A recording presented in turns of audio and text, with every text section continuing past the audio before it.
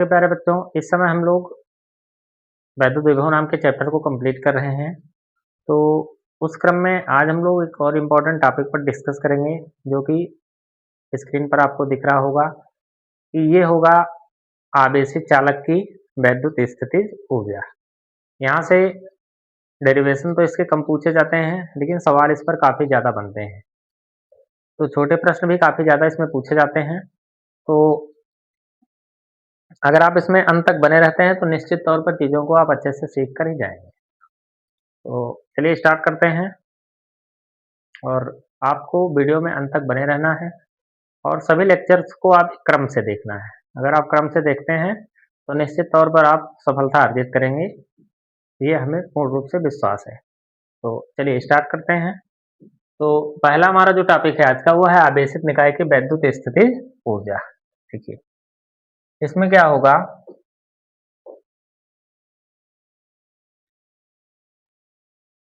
दो या दो से अधिक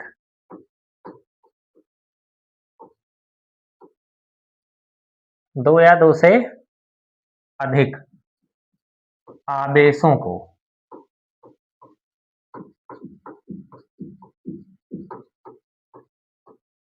अनंत से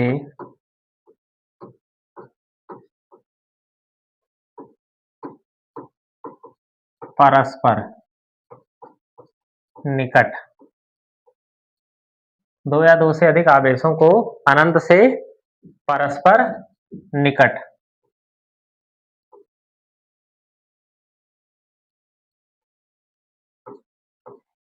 लाकर निकाय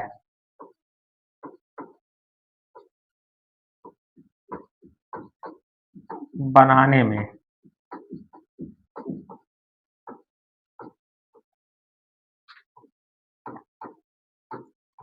किया गया कार्य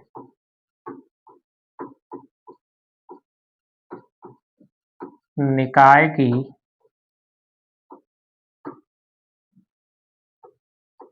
वैद्युत स्थितिज ऊर्जा कहलाता है। निकाय की वैद्युत स्थितिज ऊर्जा कहलाता है। देखिए, दो या दो से अधिक आवेशों को अनंत से, दो या दो से अधिक आवेशों को ले लें और उसको अनंत से हम एक परस्पर निश्चित दूरी तक लाकर एक निकाय, निकाय मतलब जिस पर कार्य किया जाए, तो बनाने में जो भी हम कार्य करेंगे वही उसमें स्थितिज ऊर्जा के रूप में संचित हो जाता है। ठीक, देखिए जैसे हमारे पास कोई एक आवेश है, ये है Q1, दूसरा आवेश है, ये है Q2, और ये कहाँ स्थित है, ये अनंत दूरी पर स्थित है। कहाँ पर स्थित है, अनंत दूरी पर स्थित है। और अनंत दूरी से इन्हें हम क्या करें, किसी निश्चित बिंदु, इसको A और इसको B, और ये परस्पर मान लीजिए कितनी दूरी पर आ रहे हैं, R दूरी पर। तो यहां तक लाने में जो भी हम कार्य करेंगे वही क्या होगा, उसमें स्थितिज ऊर्जा के रूप में संचित हो जाता है। ठीक, अब देखिए, अगर हम दो आवेशों के निकाय के लिए देखें, अगर हम यहां देखें कि दो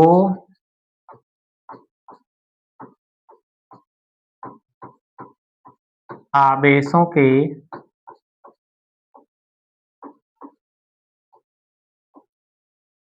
निकाय की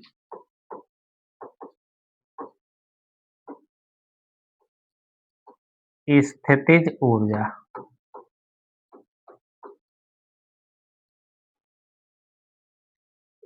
ठीक, यह है दो आवेशों के निकाय की स्थितिज ऊर्जा। अब देखिए, जैसे किसी एक आवेश को, ये अगर मान लीजिए ये प्लस Q1 आवेश है और इसको हम अनंत से बिंदु ए तक ले आए। मान लीजिए यहाँ पर क्या है, एक बिंदु है ए, यहाँ तक लाने में हमको कितना कार्य करना होगा। ठीक, तो अब देखिए, अगर यहाँ देखें तो आवेश Q1 को अनंत से, आवेश इस Q1 को अनंत से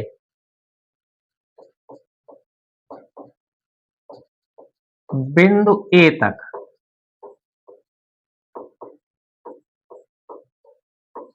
लाने में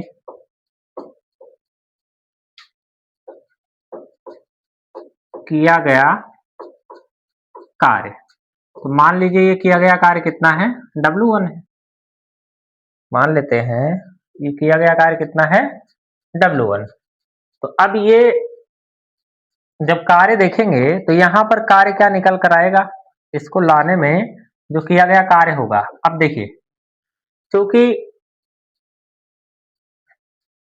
अनंत से ए तक लाने में किया गया कार्य, तो अब यहाँ पर कार्य अगर लिखें तो कार्य के लिए हमको क्या देखना होगा कि यहाँ ए पर विभव, क्योंकि W जैसे V बराबर क्या होता है W अपान Q। तो अगर W निकालना है तो W बराबर क्या हो जाएगा, VQ। मतलब विभव देखना है और जिस आवेश को ला रहे हैं वो आवेश लिखना है। तो अब इस A पर हम क्या करेंगे, विभव देखेंगे। तो बिंदु A पर विभव और गुणे जिस आवेश को हम ले आ रहे हैं, तो किस आवेश को हम ले आ रहे हैं, Q1 को, तो इंटू Q1 हो गया। तो अब ये जो W1 निकल कर आएगा वो कितना हो जाएगा। अब देखिए A पर विभव, इस A पर विभव कितना होगा। अब अगर हम A पर विभव की बात करें प्यारे बच्चों, तो ये क्या होगा, देखिए विभव के लिए क्या जरूरी है, पहले से वैद्युत क्षेत्र वहां होना चाहिए। तो अगर इस आवेश को भी हटा दें तो क्या यहाँ कोई वैद्युत क्षेत्र है, कोई वैद्युत क्षेत्र नहीं है। तो कोई वैद्युत क्षेत्र नहीं है मतलब यहाँ पर विभव क्या होगा, 0 होगा, और इंटू आवेश हो गया Q1, तो किया गया कार्य कितना हो गया, 0 हो गया। ठीक, अब अगर देखें तो दूसरे पॉइंट की अगर बात करें, अब देखिए एक आवेश यहां आकर उपस्थित हो गया है। अब देखिए एक आवेश अगर देखें तो ये Q1 आ गया, कहां से, अनंत से। अब अगर हम देखें ये A पर आ गया है। अब अगर हम दूसरे आवेश को देखें और वो अनंत से कहां पर आ गया है, अब इस बिंदु Q2 पर, जो कि परस्पर कितनी दूरी पर है, ये R दूरी पर मान लीजिए आ गया। ठीक, तो अब Q2 को, इस आवेश Q2 को अनंत से B तक लाने में किया गया कार्य अगर हम निकालें, तो आवेश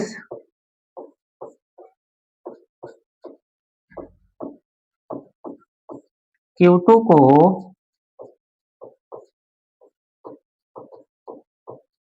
अनंत से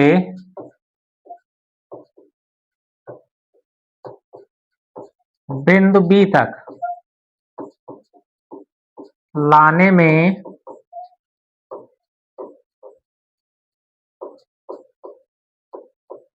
किया गया कार्य। तो अब यहां पर अगर हम कार्य की बात करें तो ये कार्य मान लीजिए कितना हो गया, W2।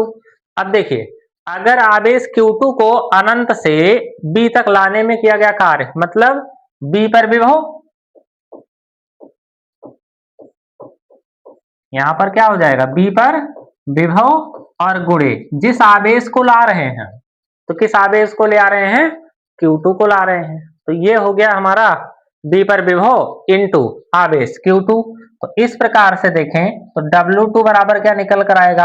अब B पर विभव कितना हो जाएगा, देखिए B पर विभव, तो अब यहां पर विभव कितना होगा। अब देखिए एक आवेश पहले से उपस्थित है यहां आकर, अगर एक आवेश उपस्थित है तो इसका मतलब ये आवेश क्या करेगा, यहां पर वैद्युत क्षेत्र स्थापित कर देगा। तो अब ये आवेश Q1 के कारण यहां पर अगर विभव देखें तो विभव के लिए सूत्र क्या होता है, K Q1 अपान दूरी कितनी हो जाएगी इसकी R। किसी बिंदु आवेश से देखिए, अगर कोई आवेश है, ये कोई बिंदु आवेश है और इससे R दूरी पर एक बिंदु है P, जहां पर हमको विभव ज्ञात करना है, तो यहां पर विभव क्या होगा, K Q1 बाई R। यहां पर अगर विभव देखें तो विभव कितना होता है, K Q1 बाई R होगा।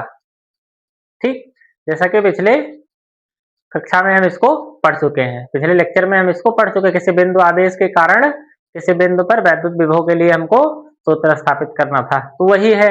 और इनटू आवेश कितना हो गया, ये आवेश है Q2। तो इस प्रकार से देखें तो W2 बराबर क्या हो जाएगा, K Q1 Q2 अपान कितना हो गया R। ठीक, तो ये W2 का मान हो गया। अब अगर देखें यहां पर तो इसमें हमने कुल कार्य कितना किया, अब देखें अगर तो कुल कार्य कितना हुआ। अब देखिए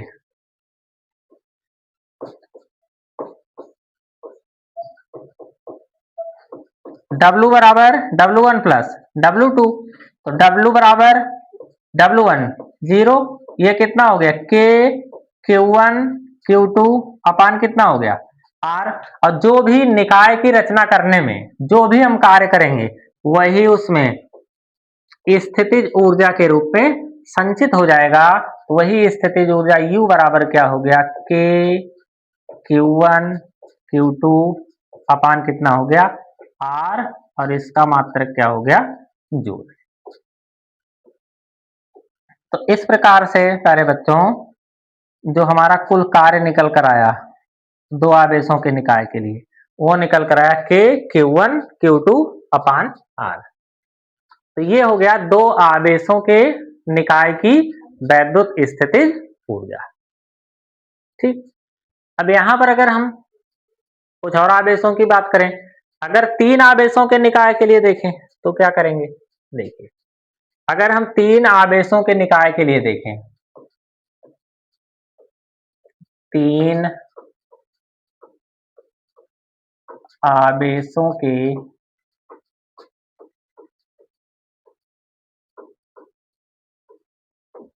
निकाय के लिए,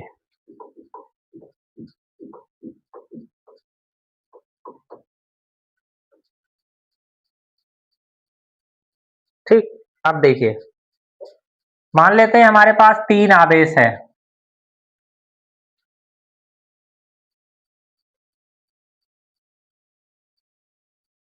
Q1। तो किसी आवेश अगर Q1 को हम क्या करें,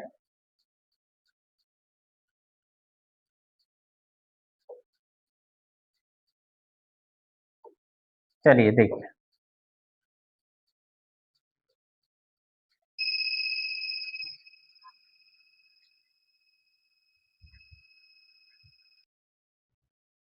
चलिए अगर तीन आवेशों के निकाय के लिए देखें तब क्या होगा, देखिए ये है आवेश Q1, इसको कहां से, अनंत से, अनंत से ला रहे हैं, ये बिंदु है A। तो यहां तक लाने में किया गया कार्य। अब देखिए अगर इस बिंदु पर देखेंगे तो लिखेंगे Q1 आवेश को, Q1 आवेश को अनंत से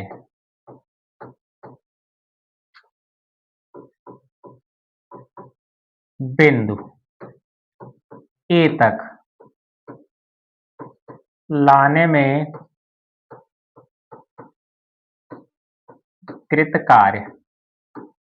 तो इसको लाने में जो कार्य करेंगे, मान लीजिए ये कार्य कितना है, W1 है। तो अब जो इस आवेश को यहां तक लाने में जो किया गया कार्य होगा वो कितना होगा, मतलब इस A पर विभव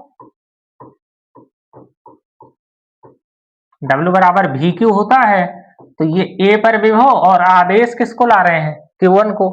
तो अब यहां पर देखेंगे प्यारे बच्चों, जो W1 निकल कर आएगा वो A पर विभव, क्योंकि पहले से यहाँ कोई आवेश उपस्थित नहीं है, इसी Q1 को ला रहे हैं, तो इसका मतलब यहाँ वैद्युत क्षेत्र उपस्थित नहीं है। तो वैद्युत क्षेत्र जब उपस्थित नहीं होगा तो ऐसी स्थिति में यहाँ पर विभव कितना हो जाएगा, 0 हो जाएगा। और जब विभव 0 होगा और इंटू आवेश हो गया Q1, तो W1 बराबर क्या हो गया, 0। ठीक, एक आवेश आ गया। तो ऐसी स्थिति में अब यहां पर जो कार्य हो गया वो कितना हो गया, 0। ठीक, चलिए अब अगर यहां पर हम किसी दूसरे आवेश को लाते हैं तब क्या होगा।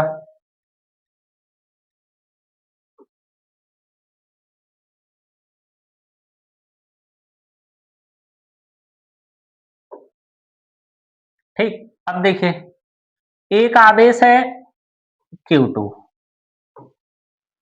जो कि कहां पर है, अनंत पर। अब इसको अनंत से अगर हम B तक लाएं, अनंत से कहां तक ले आए, बिंदु B तक ले आए, तब कितना कार्य करना होगा। और इन दोनों के बीच की दूरी मान लेते हैं R12 है, तो क्योंकि 1 और 2 है तो 1 और 2 के बीच की दूरी मान लेते हैं कितना है, R12। तब ऐसी स्थिति में क्या होगा, अब देखिए तब W2 बराबर, W2 मतलब आवेश,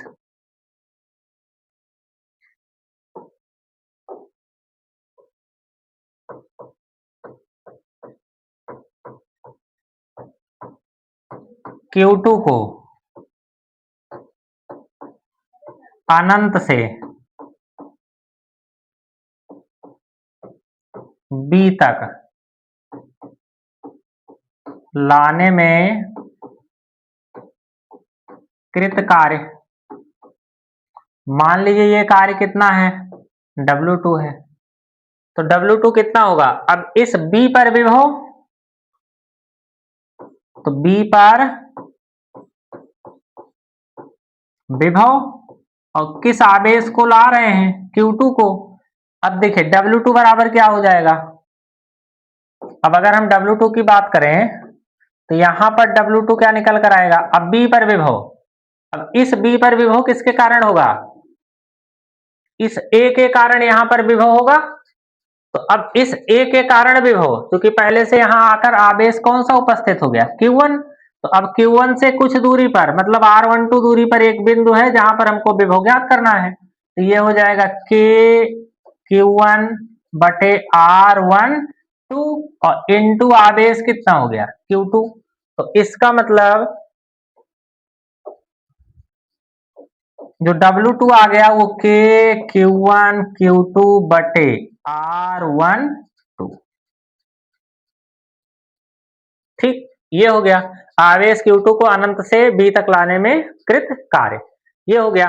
अब देखिए अब एक तीसरा आवेश मान लेते हैं, ये क्या है, Q3 है जो कि अनंत दूरी पर है। अब इसको अगर यहां से उठाकर ले आए कहां पर, इस बिंदु C पर, तो इस C पर लाने में किया गया कार्य, तो जब C पर अब लाने में किया गया कार्य हमको निकालना है, मतलब लिखेंगे Q3 आवेश को C तक लाने में कृत कार्य, तो ये W3 बराबर कितना हो जाएगा। अब देखिए जब इस आवेश को यहां तक ले आए तो यहां पर आकर कौन बैठा है, Q2, यहां पर आकर बैठा है कौन, Q1, यहां पर किसको ला रहे हैं हम, Q3 को। तो अब देखिए इस आवेश से इसकी दूरी कितनी हो गई, तो मान लीजिए 2 3 हो गई, तो R2 3 हो गई दूरी। ठीक, अब देखिए यहां इस आवेश से इस पर दूरी ये कितनी हो जाएगी, मान लीजिए R3 1 हो गई, ये हो गया। ठीक, तो अब इस प्रकार से अगर Q3 आवेश को C तक लाने में किया गया कार्य W3 है, तब क्या हो जाएगा? अब बताइए। अब इस पर विभव किसके कारण होगा? Q1 के कारण यहां पर विभव और Q2 के कारण यहां पर विभव। अब Q1 के कारण इस पर विभव कितना होगा या Q2 के कारण इस पर विभव कितना होगा? तो अब विभव, तो विभव कितना हो जाएगा बताइए। अब अगर विभव को निकालें तो क्या हो जाएगा? अब देखिए, इसके कारण, इस Q1 के कारण इस पर विभव और इस Q2 के कारण इस पर विभव, तो Q2 के कारण अगर विभव निकालेंगे तो K Q2 Q3, ये विभव कितना हो जाएगा? K Q2 और बटे कितना? दूरी। अब दूरी कितनी है यहां? R23 और प्लस, अब देखिए इस Q2 के कारण यहां पर विभव, और चूंकि इस बिंदु पर दो विभव होंगे, किसके कारण? Q2 के कारण और Q1 के कारण। तो अब यहां Q1 के कारण कितना विभव निकल कर आएगा? तो Q1 के कारण विभव क्या होगा? अब होगा K Q1 अपान R31, ये इस पर पूरा विभव हो गया। तो C पर देखिए, ध्यान रखिए आप, C पर विभव किसके कारण होगा? इस Q2 के कारण भी इस पर विभव होगा और Q1 के कारण भी विभव होगा। तो इस पर नेट विभव कितना हो जाएगा? विभव को हमेशा जोड़ लेते हैं, क्योंकि इसका कैसा बीजगणितीय योग होता है, चिन्ह के साथ योग, चिन्ह चूंकि दोनों धनात्मक है इसलिए विभव यही होगा। और इनटू आवेश कितना हो गया? कौन से आवेश को ला रहे हैं? Q3 को। तो अब इस प्रकार से W3 बराबर ये हो गया। ठीक, तो अब इसमें हमको देखना है अब कुल कार्य कितना हुआ। अब देखिए यहां पर अगर हम कुल कार्य की बात करें तो W बराबर W1 plus W2 plus W3।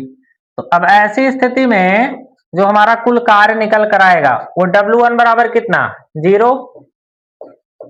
W2 कितना होगा? K Q1 Q2 अपान R12। W3 कितना हो जाएगा? इसका गुणा करवा देते हैं, K Q2 Q3 बटे R23, इसका गुणा इसके साथ करवाएं, K Q3 Q1 बटे R31, ये हो गया। तो इस प्रकार से जो हमारा कुल कार्य निकल कर आया वो कितना हो गया? तो जो भी हमारा कुल कार्य होगा वही उसमें स्थितिज ऊर्जा के रूप में संचित हो जाएगा। तो इस प्रकार से U बराबर क्या मिलेगा? वो मिलेगा K, अगर कॉमन कर लें तो Q1 Q2 अपान R12 Q2 Q3 अपान R23 और प्लस Q3 Q1 अपान R31। तो इस प्रकार से जो हमारी कुल स्थितिज ऊर्जा आएगी वो इस प्रकार से होगी। ये हमारी आ जाएगी 3 आवेशों के निकाय की कुल स्थितिज ऊर्जा। ठीक, अब देखिए जब आप सवालों में इसको लगाएंगे तो करना क्या है हमको सवालों के लिए? अगर देखिए 3 आवेशों के निकाय के लिए है तो क्या करना है? अगर मान लीजिए 4 आवेशों के निकाय के लिए है तब क्या करना है? तो ऐसी स्थिति में देखिए, जब भी हमको स्थितिज ऊर्जा निकालनी हो तो अब हम यहां क्या कर सकते हैं?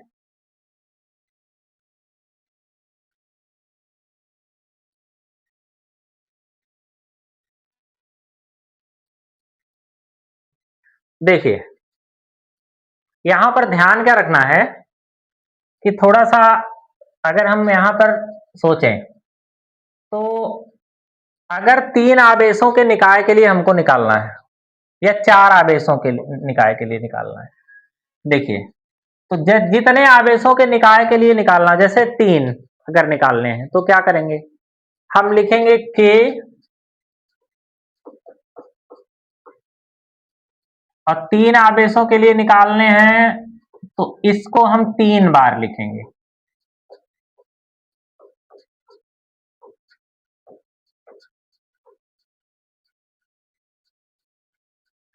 ठीक, अब देखिए 3 आवेशों के लिए लिखा है मतलब 1, 2 और 3। तो अब 1 के बाद क्या आता है 2, 2 के बाद क्या आता है 3 और 3 के बाद क्या आता है 1, 1 के बाद 2, 2 के बाद 3 और 3 के बाद 1। ये हो गया एक बहुत ही आसान ट्रिक आपको याद रखने का। ठीक, अब अगर 4 आवेशों के निकाय के लिए करेंगे तो इसी को हमको क्या करना है 4 बार लिखना है। 4 आवेशों के निकाय के लिए अगर करेंगे तो U बराबर K लिखेंगे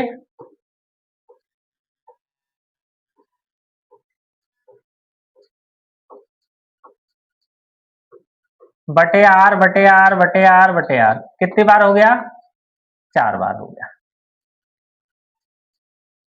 ठीक, अब क्या करना है देखिए 1 के बाद क्या आता है 2, 2 के बाद 3, 3 के बाद 4, 4 के बाद क्या आएगा 1। तो अब देखिए यहां पर क्या होगा 1 के बाद 2, 2 के बाद 3, 3 के बाद 4 और 4 के बाद कितना आएगा 1। तो 1 2 2 3 3 4 और 4 1, ये हो गया 4 आवेशों के निकाय के लिए। तो इस प्रकार से आसानी के साथ हम सवाल को सॉल्व कर सकते हैं। ठीक, चलिए कुछ इसमें इंपॉर्टेंट प्रश्न की तरफ चलते हैं जो कि अक्सर बोर्ड परीक्षाओं में पूछे गए हैं। जैसे देखिए जो हमारा पहला प्रश्न है वो इस प्रकार से है। ये है इंपॉर्टेंट प्रश्न जो कि कई बार बोर्ड परीक्षाओं में पूछे जा चुके हैं। देखिए दो प्रोटॉनों को परस्पर निकट लाने पर निकाय की वैद्युत स्थितिज ऊर्जा पर क्या प्रभाव पड़ेगा। अब प्यारे बच्चों एक बात हमको विशेष कर ध्यान रखनी है कि जो हमारी स्थितिज ऊर्जा होती है वो अगर ध्यान से सोचें तो स्थितिज ऊर्जा जो है वो दूरी पर निर्भर नहीं करती है, क्योंकि फिजिक्स में स्थितिज ऊर्जा को जो है परिभाषित नहीं किया गया है। इसमें जो कार्य है वही स्थितिज ऊर्जा के रूप में संचित हो जाता है। ये बात आपको ध्यान रखनी है। तो स्थितिज ऊर्जा जो है वो कभी दूरी पर निर्भर नहीं करती है। ये देखना है कि कब हमको ज्यादा कार्य करना पड़ेगा। जब हम ज्यादा कार्य करेंगे तभी उसमें ऊर्जा भी ज्यादा होगी। तो अब ध्यान क्या रखना, देखिए जैसे दो प्रोटॉन है, एक प्रोटॉन ये है, ठीक, एक प्रोटॉन ये है। अगर इसको हम निकट लाएं तो क्या होगा। अब देखिए जैसे प्रोटॉन और प्रोटॉन के बीच क्या होगा, जैसे प्रोटॉन और प्रोटॉन दोनों धनावेश है, दोनों पर बल जो है वो क्या लगेंगे, एक दूसरे को प्रतिकर्षित करेंगे। दोनों एक दूसरे को क्या कर रहे हैं, प्रतिकर्षित कर रहे हैं। लेकिन तब अगर हम इसको निकट ला रहे हैं, कोई अगर दूर जा रहा है और उसको हम निकट लाएंगे तो हमको ज्यादा कार्य करना पड़ेगा। कोई जैसे अगर दूर भाग रहा है और उसको समीप लाना, जैसे दो चुंबक हैं, मान लीजिए वो प्रतिकर्षित कर रहे हैं, दो चुंबक हैं अगर और वो एक दूसरे को क्या कर रहे हैं, प्रतिकर्षित कर रहे हैं। तो जब हम उसको समीप लाएंगे तो क्या करना होगा, उसको समीप लाने के लिए हमको ज्यादा बल लगाना होगा, और ज्यादा बल लगाना होगा मतलब ज्यादा हमको कार्य करना होगा। तो इसका मतलब यहाँ क्या है कि अगर हम दो प्रोटॉनों को परस्पर निकट लाने पर निकाय की वैद्युत स्थितिज ऊर्जा क्या होगी, वो बढ़ जाएगी।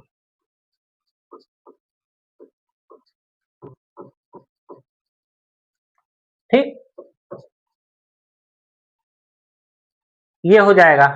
अब इसी प्रकार से दो इलेक्ट्रॉनों को अगर परस्पर निकट लाने पर निकाय की वैद्युत स्थितिज ऊर्जा पर क्या प्रभाव पड़ेगा, तो ये भी क्या होगा, ये भी बढ़ जाएगी।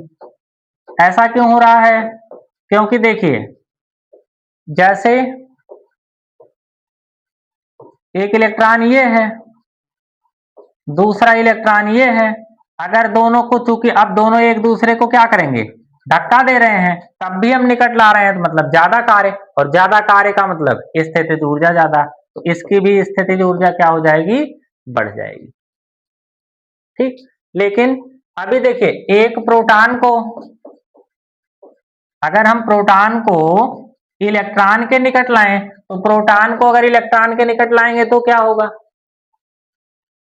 अब देखिए जब प्रोटॉन और इलेक्ट्रॉन को निकट लाएंगे तो ये पहले से ही एक दूसरे को आकर्षित कर रहे हैं, पहले से क्या कर रहे हैं, एक दूसरे को आकर्षित कर रहे हैं। मतलब क्या करना होगा हमको, ये स्वयं आ रहे हैं, मतलब हमको कार्य क्या करना पड़ेगा, बहुत कम करना पड़ेगा।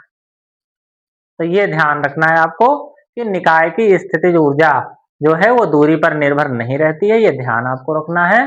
क्योंकि अगर जब हमको यहाँ ध्यान रखना है कब कार्य ज्यादा करना पड़ेगा, ठीक, ये ध्यान रखना है आपको। तो इस प्रकार से ये जो है 2 क्वेश्चन बोर्ड परीक्षा में पूछे जा सकते हैं। चलिए इस पर कुछ न्यूमेरिकल को हम सॉल्व करते हैं। जैसे देखिए यहाँ है, चित्र में निकाय की वैद्युत स्थितिज ऊर्जा ज्ञात कीजिए। अब देखिए 2 आवेश हैं, अब यहाँ पर निकाय की स्थितिज ऊर्जा क्या होगी, 2 आवेशों के निकाय की स्थितिज ऊर्जा क्या होती, के, एक आवेश गुणे दूसरा आवेश और बटे उनके बीच की दूरी। तो U बराबर क्या हो जाएगा, के, Q1 मतलब Q, Q2 का मतलब Q और बटे दूरी कितनी है, R। मतलब हम लिख सकते हैं K की वैल्यू 1/4 पाई एप्सिलॉन नॉट और Q square by R joule. ये हो जाएगा इसकी स्थितिज ऊर्जा। ठीक, अब देखिए एक और सवाल को लेते हैं। जैसे अगला जो प्रश्न इस पर है, देखिए चित्र में निकाय की वैद्युत स्थितिज ऊर्जा ज्ञात कीजिए। अब देखिए ये कैसा त्रिभुज है, ये है समबाहु त्रिभुज, क्योंकि देखिए ये भी ए है, ये भी भुजा ए है, ये भी तो समबाहु त्रिभुज है। अगर समबाहु त्रिभुज है तो ऐसी स्थिति में, और देखिए कितने आवेश हैं, 3 आवेश हैं, तो मान लेते हैं ये Q1 बराबर हो गया, ये Q2 बराबर हो गया और ये Q3 बराबर हो गया। ठीक, अब 3 आवेशों के लिए स्थितिज ऊर्जा के लिए अपने पास हथियार कौन सा है, सूत्र U बराबर हो जाएगा K। अब देखिए Q कितने बार रखना पड़ेगा, 3 बार रखेंगे।